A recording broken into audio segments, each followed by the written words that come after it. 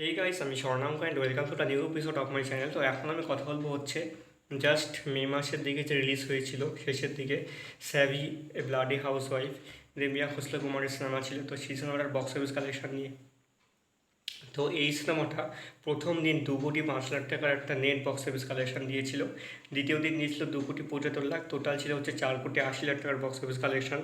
বেশ কিন্তু ভালো ছিল। তবে এটা প্রায় 6 দিনে, মানে টোটাল 6 দিনের একটা যে কালেকশন ছিল সেটা ছিল হচ্ছে 9,06,00,000। পরের 4 দিনে মানে 3 থেকে 6 অবধি এইটা 4,82,00,000 টাকার একটা নেট কালেকশন দিয়েছিল। এবং টোটাল ফার্স্ট উইকেন্ডে গ্রস বক্স অফিস কালেকশন ছিল এটা 13,25,00,000 এবং নেট বক্স অফিস কালেকশন ছিল হচ্ছে 10 কোটির কাছাকাছি। এবং 2 সপ্তাহ শেষে এই সিনেমাটা 17,81,00,000 টাকার গ্রস বক্স অফিস কালেকশন বানায়। তারপরে অফিসিয়ালি কোনো আপডেট দেওয়া হয়নি এবং কিছুদিন পরে ক্লোজ হয়ে যায় সিনেমাটা। ক্লোজ বক্স অফিস কালেকশন সম্ভবত গ্রস বক্স অফিস কালেকশন হিসেবে 20 কোটি কাছাকাছি ছিল এই সিনেমাটা। এবং ফ্লপ হয়নি সিনেমাটা অ্যাকচুয়ালি। বেসিক্যালি এই সিনেমাটা যতটা বিজনেস করার দরকার ছিল তার থেকে কিছুটা কম করেছে। তো মোটামুটি এই সিনেমাটা যেরকম গুণগত মান ছিল তার ভিত্তিতে ঠিকঠাকই কিন্তু সিনেমাটা বেরিয়ে গেছে।